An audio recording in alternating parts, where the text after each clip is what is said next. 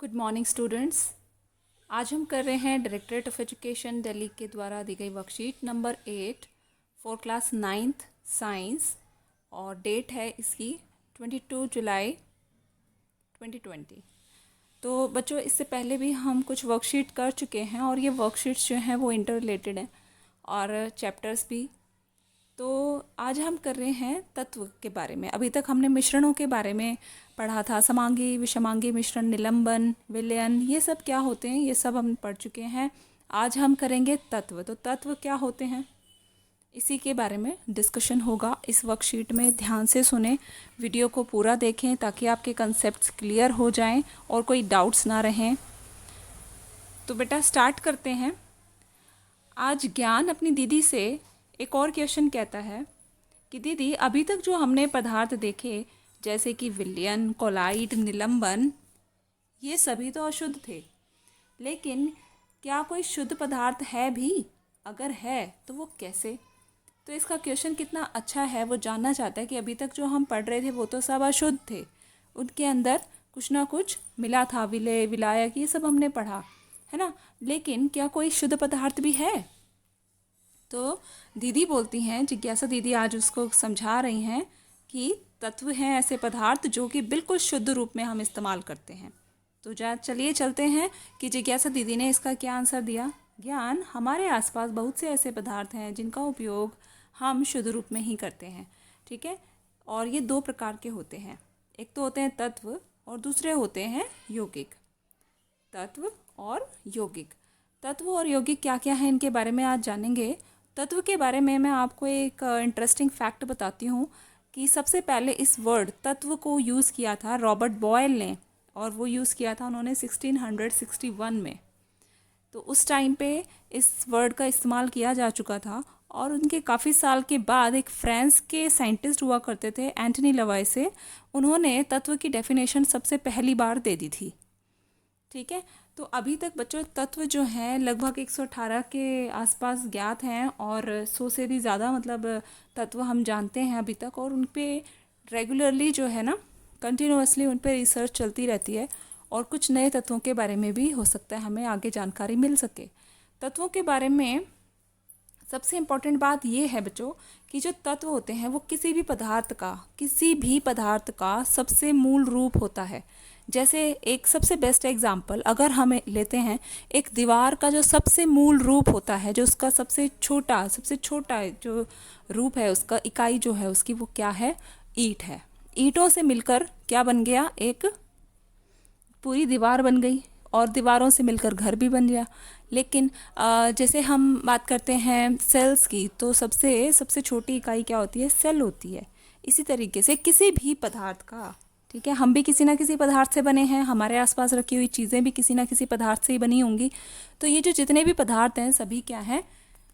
एक तत्व से मिलकर बने हुए हैं, ठीक है। तो तत्व क्या होता है? वो किसी भी जो पदार्थ का मूल रूप होता है, वो किसी भी पदार्थ का मूल रूप होता है और इसको किसी भी रासायनिक प्रक्रिया के द्वारा अन्य सरल पदार्थों में विभाजित नहीं किया जा सकता। यानी कि इसको आगे आप ब्रेक नहीं कर सकते, आगे तत्व को ब्रेक नहीं कर सकते। जैसे कि मैं कोई चौक का टुकड़ा लेती हूँ, ठीक है, और उसको मैंने क्रश करना शुरू किया, आपने देखा उसके छोटे छोटे टुकड़े हो जाएंगे और फिर उन टुकड़ों को भी मैं, कई बार हम खेलते भी है ना क्लास में बैठ के, आप चौक को ख़राब करते हो, कुछ बच्चे होते हैं ऐसे, सभी नहीं, ठीक है। तो चौक का बिल्कुल चूरा नहीं हो जाता है ना जब तक वो उसको क्रश करते रहते हैं।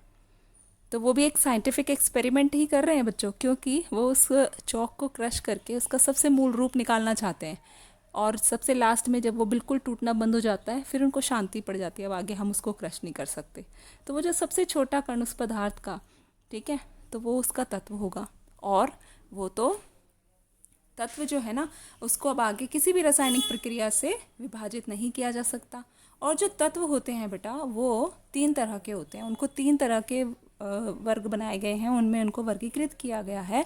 तो कौन कौन से हैं वो 3 वर्ग? धातु, अधातु और उपधातु, ठीक है। ये 3 वर्ग हैं उसके, धातु, अधातु और उपधातु। इन्हीं में वो सारे वर्गीकृत किए जाते हैं सारे तत्व। और जो तत्व होते हैं बेटा, इनके बहुत सारी प्रॉपर्टीज़ हैं, बहुत सारे इनके गुण धर्म हैं, इनकी क्वालिटीज़ हैं, जिनकी वजह से इनको हमारे डेली लाइफ में इतना ज़्यादा इस्तेमाल किया जाता है कि हमारी बहुत सारी चीज़ें जो हैं, लगभग बहुत सारी चीज़ें इनसे बनी हुई होती हैं, धातु, अधातु और उपधातुओं से।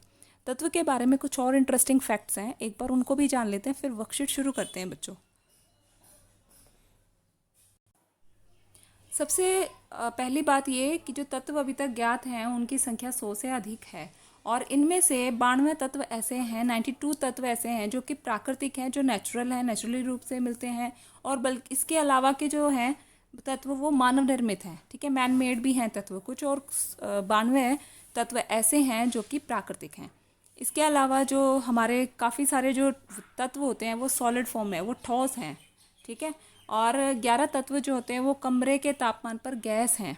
तो कुछ तत्व ऐसे भी हैं जो कि ठोस हैं, बहुत सारे, अधिकतर जो तत्व हैं वो ठोस रूप में हैं, और बहुत कम जो हैं 11 जैसे कि तत्व बताए गए हैं वो तापमान जो कमरे का होता है ना, उस तापमान पर वो गैस के रूप में होते हैं। इसके बाद 2 तत्व ऐसे हैं जो कि द्रव के रूप में होते हैं कमरे के तापमान पर, ठीक है। तो वो कौन कौन से हैं, ये भी एक इम्पॉर्टेंट क्वेश्चन है, ये 1 नंबर में इससे पूछा जा सकता है। तो पारा और ब्रोमीन ऐसे तत्व हैं जो कि कमरे के तापमान पर द्रव के रूप में होते हैं। गैलियम और सीजियम तत्व कमरे के तापमान पर 303 के, ये कमरे का तापमान है केल्विन्स में, ठीक है, से कुछ अधिक तापमान पर द्रव अवस्था ले लेते हैं, जो कि कमरे के तापमान से थोड़ा सा तापमान और बढ़ जाए तो ये भी क्या हो जाते हैं, द्रव का रूप ले लेते हैं, गैलियम और सीजियम। इसके अलावा देखो, हम पहले पदार्थ के बारे में पढ़ रहे थे, पदार्थ जो होते हैं वो ठोस, द्रव या गैस हो सकते हैं, वो मिश्रण भी हो सकते हैं, उनके 2 पार्ट होते हैं पदार्थ के, या फिर वो शुद्ध पदार्थ भी हो सकते हैं, या तो वो शुद्ध होंगे या अशुद्ध होंगे। अशुद्ध कौन से हैं, वो मिश्रण है, क्योंकि उनके अंदर कुछ चीज़ें और मिली हुई होती हैं। अब मिश्रण भी 2 प्रकार के हम पढ़ चुके हैं, समांगी और विषमांगी, ठीक है। समांगी कौन से होते हैं, जिनके अंदर समान संगठन होता है, उनका समान संगठन होता है, और विषमांगी में असमान संगठन होता है। ये सारी चीज़ें बेटा मैं इसलिए आपको एक चार्ट के थ्रू समझा रही हूँ ताकि आप कनेक्ट कर पाएँ कि ये सारी चीज़ें जो हैं इंटर रिलेटेड हैं और इनका क्या रिलेशन है आपस में, और इनके एग्जांपल्स आपको दिए गए हैं। आप चाहें तो इसका स्क्रीनशॉट ले लेना, आपकी बुक में भी दिया हुआ है, और आप इसको अच्छे से समझ लेना इसके एग्जांपल्स क्या क्या हैं। अब हम आ जाते हैं शुद्ध पदार्थों पे। आज हम शुद्ध पदार्थ कर रहे हैं ना, तो तत्व जो हैं और यौगिक जो हैं वो शुद्ध पदार्थ हैं, ठीक है। तत्व क्या है, सरल पदार्थों में विभक्त नहीं किए जा सकते, लेकिन जो यौगिक है वो नियत संगठन, रासायनिक या वैद्युत रासायनिक प्रतिक्रिया द्वारा इनके जो घटक हैं उनको घटक तत्वों में विभाजित किया जा सकता है। यानी कि जिन जिन तत्वों से यौगिक मिलकर बना हुआ है ना, 2 या 2 से अधिक तत्वों से मिलकर यौगिक बना हुआ है, यौगिक बना योग शब्द से, तो ज़रूरी है कि उसके अंदर योग ही होगा। तो योग किस किस का होगा, कुछ और तत्वों का भी होगा। एक तत्व के अंदर किसी 2 को 3 तत्वों को मिलाकर जो है यौगिक बनाया जाता है, ठीक है। और दूसरा, जैसे हम बात कर लेते हैं ऑक्सीजन की। अब ऑक्सीजन अगर एक ही तत्व है, ऑक्सीजन एक ही तत्व है, एक एलिमेंट है, तत्व को इंग्लिश में बोलते हैं एलिमेंट, ठीक है। अब ये एक एलिमेंट है ऑक्सीजन, ऑक्सीजन के साथ में ऑक्सीजन ही मिल जाती है तो O2 गैस बन जाती है, ऑक्सीजन गैस जिसमें हम सांस लेते हैं, ठीक है। अब अगर मैं इसमें कोई और तत्व मिलाना चाहूँ, सपोज़ मैंने ले लिया हाइड्रोजन, हाइड्रोजन भी एक तत्व है, ठीक है, जो कि गैसियस फॉर्म में होता है, और अगर मैं हाइड्रोजन के अंदर ऑक्सीजन मिलाना चाहूँ तो ये एक लिक्विड बन जाता है, ठीक है ना, जैसे कि H2O, ठीक है। हाइड्रोजन भी ऐड है इसके अंदर और ऑक्सीजन भी एडेड है, तो ये क्या बन गया, यौगिक बन गया, और ये यौगिक जो है वो क्या कहलाएगा बेटा, पानी, ये वाटर है, ठीक है, और ये लिक्विड फॉर्म में हो जाता है। समझ आई? तो ये है तत्व और यौगिक के अंदर डिफरेंस। आई होप आपको क्लियर हुआ होगा ये कॉन्सेप्ट। चलिए आगे चलते हैं वर्कशीट की तरफ।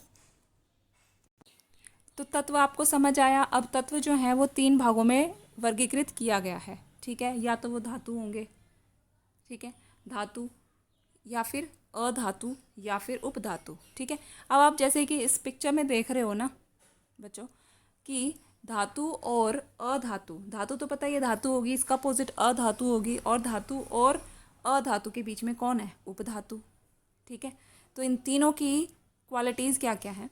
सबसे पहले धातु की बात करते हैं। धातु जो होती हैं मेटल्स, ठीक है, वो कैसे होते हैं, आपने देखा होगा ज़्यादातर जो धातुएं होती हैं उनकी जो सतह होती है, उनका जो सरफेस होता है वो एकदम चमकीला होता है, और वो ज़्यादातर आपको ठोस रूप में ही मिलती हैं, ठीक है। और इसकी जो सेकंड क्वालिटी है वो क्या है कि ताप और विद्युत की सुचालक होती हैं, ताप और विद्युत की सुचालक होती है, यानी कि उनके अंदर से हीट, ताप होता है गर्मी, ठीक है, हीट और विद्युत यानी कि इलेक्ट्रिसिटी, वो इजीली उसके अंदर से पास हो जाती है, इसीलिए उनको सुचालक भी कहते हैं। और ज़्यादातर जो ऐसी चीज़ें होती हैं जिनमें से हीट या इलेक्ट्रिसिटी पास करती है, इलेक्ट्रिसिटी पास किस में से करती है, हमारे घरों में वायर्स केबल्स के ज़रिए। उनके अंदर आपने देखा होगा कभी वायर के अंदर ऊपर से प्लास्टिक की कोटिंग होती है ताकि करंट ना लगे, और अंदर क्या मेटल्स के क्या होते हैं, वायर्स लगे होते हैं उनके अंदर। तो सबसे ज़्यादा आपने किसके वायर्स देखे होंगे अंदर, कॉपर के देखे होंगे या एल्यूमिनियम के देखे होंगे, है ना। तो ये जो मेटल्स हैं वो क्या होते हैं, इलेक्ट्रिसिटी के और हीट के सुचालक होते हैं, कंडक्टर होते हैं, ठीक है। तो जैसे इसका एक एग्जांपल है कि इसमें से क्या हीट पास ऑन हो जाएगी, तो सबसे बेस्ट एग्जांपल है, आप एक कैंडल ले लो, ठीक है। अब इस कैंडल के पास में आप एक वो ले आओ, एक कोई भी लोहे की छड़ ले लो, ठीक है, या फिर स्पून ही ले लो कोई, क्योंकि वो भी एक मेटल से ही बनी है, स्टेनलेस स्टील, हालांकि वो एक मिश्र धातु है, हमने मिश्रण में पढ़ा था। तो उसको ले लो और इसके ऊपर ना आप कुछ मोमबत्ती के डॉट्स गिरा लो, ठीक है, सिंपली डॉट्स गिरा लो, या फिर आप इसको केवल इस रोड को ही गर्म कर लो, कैंडल के पास लेकर आओ इसको और इसको गर्म करना शुरू करो। थोड़ी देर के बाद आपको महसूस होगा कि आपने यहाँ से पकड़ रखा है ना, उसको उसकी हीट यहाँ तक पहुँचना शुरू कर देगी, थोड़ा थोड़ा थोड़ा थोड़ा करते करते वो यहाँ पहुँचना शुरू कर देगी और आपको वो गर्म लगने लगेगा। और आप देखोगे कि अगर आपने वो मोमबत्ती कैंडल्स के जो डॉट्स इस पे गिराए थे, थोड़ा ध्यान से करना, और जो ये डॉट्स गिराए थे, ये डॉट्स क्या होंगे, मेल्ट होने शुरू हो जाएंगे, क्योंकि धीरे धीरे पहले ये वाला मेल्ट होगा, फिर ये वाला मेल्ट होगा, फिर ये वाला, और धीरे धीरे वो ऊपर तक आने लगेगी। हीट यानी कि हीट कंडक्ट कर रही है, हीट उसमें से प्रवाहित हो रही है। इसी तरीके से इलेक्ट्रिसिटी यूज़ होती है, इलेक्ट्रिसिटी का भी इसी तरीके से वायर्स में इलेक्ट्रिसिटी हमारी प्रवाहित होती रहती है, विद्युत प्रवाहित होती रहती है। थर्ड जो इसका इसकी जो क्वालिटी है वो क्या है कि ये तन्य होती हैं, ठीक है। तन्य का मतलब क्या होता है, ये इसकी क्वालिटी है, और इस क्वालिटी का मतलब यह है कि इसको खींच कर, कोई भी मेटल जो आप ले रहे हो, उस मेटल को खींच कर लंबे लंबे पतले पतले तारों में बदला जा सकता है, ठीक है। अगर उनको तार बना सकते हो तो वो उसके अंदर तन्यता है, उसकी ये क्वालिटी है। तो मेटल की जो क्वालिटी है इसको किस में यूज़ करते हैं हम, मेटल की इस क्वालिटी को हम यूज़ करते हैं तारों को बनाने में या कुछ ज्वेलरीज बनाने में, जैसे कि सोना, चांदी, तांबा, एल्यूमिनियम, ये सारी चीज़ें यूज़ होती हैं, है ना। ये किसकी वजह से, तन्यता की वजह से यूज़ होती हैं। अब आ जाते हैं नेक्स्ट पे, आघातवर्ध्य। ये जो सारे मेटल्स होते हैं ना वो आघातवर्ध्य होते हैं। आघातवर्ध्य का मतलब क्या होता है कि आपने देखा होगा कि मेटल से ही कुछ चादरें बनाई जाती हैं, घर में बिछाने वाली चादरें नहीं बेटा, चादरें यानी कि कुछ शीट्स, लोहे की शीट्स बनाई जाती हैं, जिनको कभी फैक्ट्रियों में इस्तेमाल किया जाता है, दरवाजे बनाने में इस्तेमाल किया जाता है, अलमारियाँ बनाने में यूज़ करते हैं उसको। तो पतली पतली चादरें हम मेटल्स की बना पाते हैं। और अगर किसी चीज़ को आप यूज़ करो इसमें, अगर आप लकड़ी को यूज़ करना चाहो, ठीक है, तो उसकी ज़्यादा पतली शीट नहीं बनती है। हालांकि हमारे घरों में लकड़ी के दरवाजे होते हैं, लेकिन मेटल्स की जो शीट है वो आपने देखा होगा बहुत ज़्यादा पतली की जा सकती है, ठीक है। तो आघातवर्ध्यता मेटल्स के अंदर होती है, ठीक है। और इसको किसी बारीक चादरों में ढाला जा सकता है। और इसके एग्जांपल्स क्या क्या हैं, जैसे कि लोहा हो गया, सोना हो गया, तांबा हो गया, ठीक है, ये सारे मेटल्स हैं और इनकी ये क्वालिटीज़ हैं। और फिफ्थ जो इसकी क्वालिटी वो क्या है, वो है प्रतिध्वनिपूर्ण। ये सारे मेटल्स जो होते हैं ना प्रतिध्वनिपूर्ण होते हैं। आपने देखा होगा आपके घर, आपके स्कूल्स में जो घंटी बजाई जाती थी, अभी तो आप घर में हो, आप मिस भी करते होगे कि टन टन टन टन घंटी बजती थी, तो उसकी तेज़ आवाज़ इतनी ज़्यादा होती है कि वो पूरे स्कूल में सुनाई देती है। आजकल तो इलेक्ट्रिक बेल्स भी यूज़ की जाती हैं, लेकिन पहले या काफ़ी स्कूल्स में अभी भी जो है ना वो वाली बेल यूज़ की जाती है, जिसमें एक लोहे की प्लेट होती है भारी सी, और उसको एक हथौड़े से बजाया जाता है और सारे बच्चे इतना खुश होते हैं।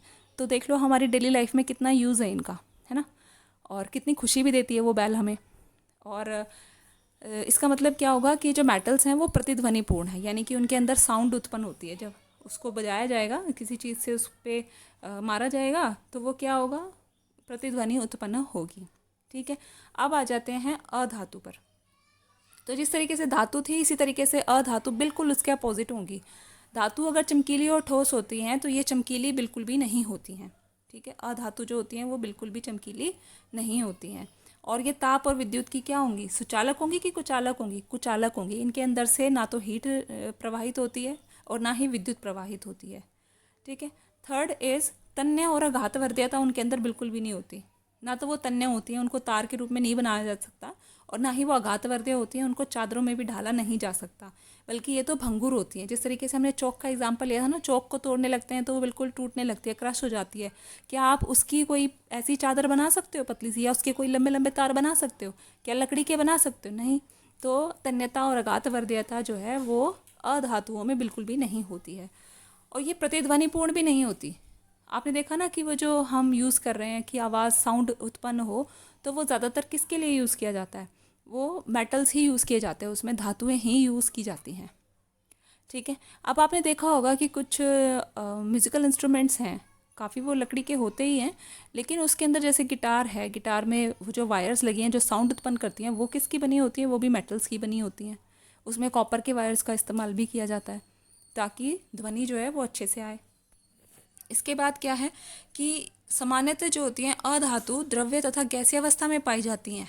ठीक है, गैसीय या द्रव्य अवस्था में पाई जाती हैं, और जैसे कि hydrogen, carbon, iodine, bromine, chlorine, ये सब एग्जाम्पल्स हैं हमारे अधातुओं के। ठीक है, जल्दी से आते हैं, ये 5 इसकी क्वालिटीज़ थी, अधातु की भी और धातु की भी। तो क्वालिटीज़ क्या क्या हैं देखिए ज़रा। सबसे पहले बात हमने की कि उनकी सतह कैसी होती है, चमकीली सतह होती है। फिर हमने बात की तन्यता, उसके बाद हमने देखा कि वो अघातवर्धीय भी होती हैं, और फिर क्या, वो ताप और विद्युत की सुचालक होती हैं। और फिफ्थ पॉइंट इज प्रतिध्वनिपूर्ण होती हैं, उनमें से साउंड उत्पन्न होती है। अब सीधे आ जाते हैं उपधातुओं पर। उपधातु जो होती हैं, आपने देखा ना दोनों बीच में आ रही हैं, तो इनकी क्वालिटीज़ जो है ना उपधातुओं की, वो धातु और अधातु से बीच की होती है, दोनों से मिलती जुलती होती हैं। वह तत्व जो धातु और अधातु के बीच गुणों को दर्शाते हैं उन्हें उपधातु कहते हैं। तो ऐसे तत्व जो कि धातु और उपधातु के बीच के गुणों को दर्शाते हैं, एक जैसे से लगते हैं, दोनों से मिलते जुलते आते हैं, तो वो उपधातु कहलाती हैं। उनको उनके जो एग्जांपल्स हैं ना, बोरोन, सिलिकॉन, जर्मेनियम, इनके एग्जांपल्स अच्छे से याद कर लो। मेटल्स के आपको बहुत सारे एग्जांपल्स याद होंगे। उपधातु अधातु के भी एग्जांपल्स आपको दिए गए हैं, इनको भी आप लर्न कर लो बेटा। उपधातु के जो ये एग्जांपल्स हैं ना, इनमें बहुत सारे क्वेश्चंस बन जाते हैं, क्योंकि इनके जो यूजेस हैं ना वो भी ऐसे होते हैं कि आप उन पे क्वेश्चंस देख सकते हो। ठीक है, तो इनको लर्न कर लीजिए आप। अब आ जाते हैं हम सीधे क्वेश्चंस पर। तो फर्स्ट क्वेश्चन इज कि तत्व किसे कहते हैं और यह मिश्रण से किस प्रकार भिन्न है। अभी हमने एक चार्ट भी देखा, ठीक है, वो जो फ्लो चार्ट था उसके अंदर आपने देखा कि किस तरीके से ये मिश्रण से भिन्न है। ठीक है, तत्व क्या होते हैं और मिश्रण क्या होते हैं। तो सबसे इम्पॉर्टेंट पॉइंट तो ये है कि तत्व जो है वो किसी भी पदार्थ का मूल रूप होता है, और उसमें किसी भी तरह का कोई भी चीज़ मिलावट नहीं की जाती, और उसका जो किसी भी रासायनिक प्रक्रिया से इसका कोई भी घटक जो है इसको आगे विघटित नहीं किया जा सकता। लेकिन मिश्रण जो है उसका विघटन किया जा सकता है, उसमें कई तरह के घटक होते हैं, समांगी विश्रामांगी मिश्रण है, तो अलग अलग जो है घटक इसके अंदर मिलाए जाते हैं। सेकेंड क्वेश्चन इज खाना पकाने के लिए एल्यूमिनियम के बर्तनों का उपयोग किया जाता है। ठीक है, एल्यूमिनियम के ही बर्तनों का उपयोग किया जाता है। यहाँ एल्यूमिनियम के कौन से गुण का प्रयोग किया जाता है? आपने देखा होगा कि बर्तन तो हम जो ज़्यादातर यूज़ करते हैं वो मेटल्स के यूज़ करते हैं। ठीक है, एल्यूमिनियम है, इसने एक एग्जाम्पल ले लिया कि एल्यूमिनियम के बर्तनों का क्यों इस्तेमाल किया जाता है। इसलिए किया जाता है बच्चों, क्योंकि एल्यूमिनियम के अंदर एक मेटल है ये, और उसकी क्वालिटी होंगी तन्यता, अघातवर्धीयता। ठीक है, अघातवर्धीयता की वजह से हम क्या कर सकते हैं, उसकी चादरें बनाकर और सुंदर सुंदर बर्तन बना सकते हैं। आपने देखा होगा बर्तनों की डिफरेंट डिफरेंट शेप्स होती हैं। और दूसरी क्वालिटी जो इसके अंदर यूज़ की गई, एक तो सबसे पहली क्वालिटी जो इसमें यूज़ की गई है वो है मेटल की, यानी कि जो हमने मेटल इसमें यूज़ किया है एल्यूमिनियम, उसकी अघातवर्धीयता। ठीक है, वो यूज़ की है। सेकेंडली जो हमने इसकी प्रॉपर्टी यूज़ की वो है इसकी सुचालकता, किसके प्रति? ताप की सुचालकता। ठीक है, ये भी हमने यूज़ की है। तो ताप की सुचालकता इसमें यूज़ की है हमने, क्योंकि वो इसमें से हीट कंडक्ट हो जाएगी। जब हम खाना बनाना चाहेंगे तो बर्तन गर्म होगा और उसके अंदर जो खाना होगा वो भी गर्म होगा, पकेगा भी। ठीक है, तो ये इसमें क्वालिटीज़ एल्यूमिनियम की यूज़ की गई खाना बनाने के बर्तनों के लिए।